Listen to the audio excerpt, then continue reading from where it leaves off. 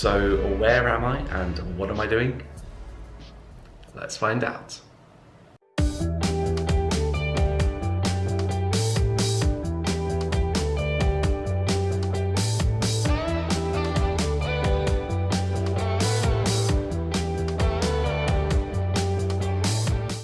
So this is Westmere, which, and I'm just quoting from the university webpage here, is the postgraduate researcher hub at the University of Birmingham.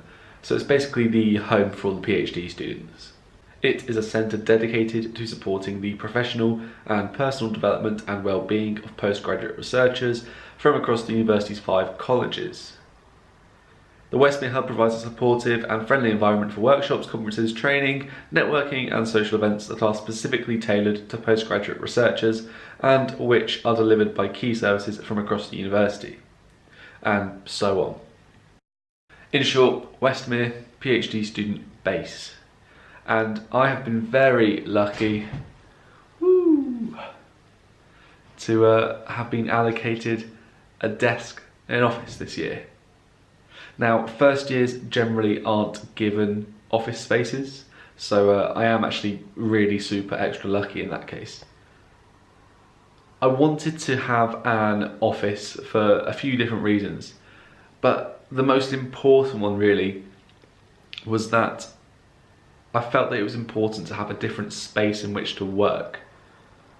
I don't know about you, but I find it really difficult if I'm working in my bedroom all day to then switch off in the evening.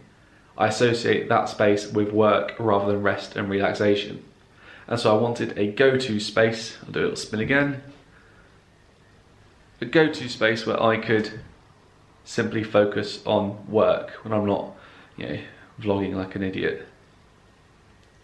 So I have been doing quite a lot of writing recently, and I'm actually going to carry on doing a bit more right now and, well, have you sort of see a quick time lapse of me doing some essay writing, which is essentially what doing a PhD is kind of like for me.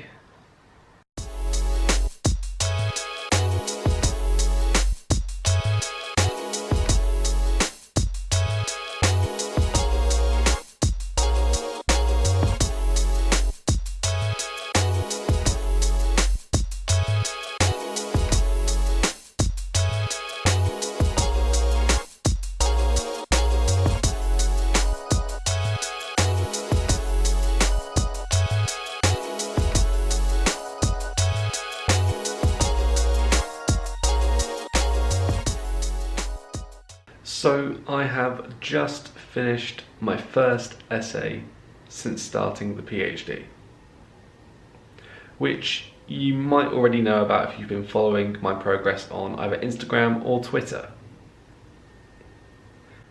Simply put, I've been writing about the deceptive endotexts of 20th century dystopian literature. In particular, I have analysed these texts: Sinclair Lewis's It Can't Happen Here, Catherine Burdekin's Swastika Night, and George Orwell's 1984. So I realised that the topic of my essay could do with a little bit of explanation. So a dystopia is an imagined bad place. An endotext, which is a word I made up myself, is a term that can describe any fictional text inside another fictional text. So that could be a book within a book, that could be letters sent between characters, it could be, a fictionalized appendix, and so on. A deceptive endotext, therefore, is an endotext that somehow deceives. It could deceive the character who reads it, it could deceive the fictional world at large, or it could even deceive the real reader, you or me. So this essay is at roughly 8,000 words, and I am about to submit it to my lead supervisor. I'm going to do that so that we can discuss it in our meeting next week, in which hopefully he's going to be giving me some feedback about the writing, which I'm in desperate need of. You see, as I said, this is the first essay that I've written in about 3 years. As someone put it to me the other day, I've spent the last 3 years of my life grading other people's writing rather than doing any myself. I am bound to be very rusty. And you know what? It shows. This essay sucks. And you know what? That's okay. Does it have as many primary texts in it that I'd like it to have? No. Does it have a really solid grasp of the criticism and theories around the topic? No. Is the argument as neat and tight and coherent as I would like it to be? No. But you see, the thing is, I'm judging myself against the ridiculously high standards that I tend to set myself. I'm judging myself against the final product, against Dr. Liam Knight, PhD. Whereas I should be comparing myself against Liam Knight, first year PhD student, or Liam Knight, first month PhD student, or perhaps even more appropriately, Liam Knight, first month PhD student who hasn't written a thing in about 3 years. There's no point in judging myself against anything other than where I'm currently at, not where I'll be in 1 or 2 or 3 years' time. I have so much time on my hands, so much more time to read and write and get feedback and listen and practice and get more feedback, so much more time to find my academic voice again, to hit my writing rhythm, and to fully actualize concepts that nobody has ever conceptualized before, let alone me. In short, I have so much time in which I can improve. And so do you. Now you see, it's November, only a couple of months really into an academic year. If you're in year 11, you've got about 6 months or so until your exams. And if you're in year 10, make that 18 months.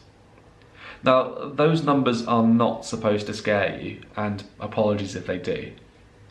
They're actually supposed to empower you. Just like me, you have so much time on your hands to continue to learn, develop, and improve. Working hard, taking on feedback, and knowing when to take a break are 3 things that I know are really going to help me to improve. And perhaps those will be the things that will help you to improve too.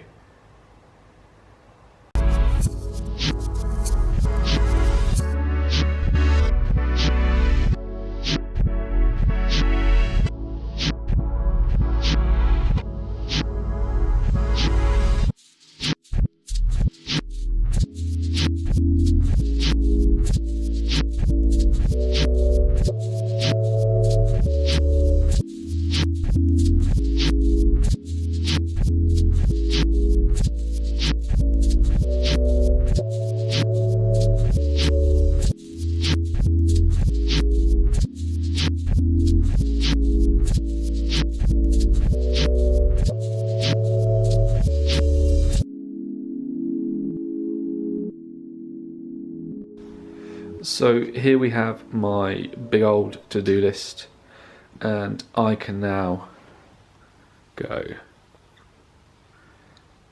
That feels amazing.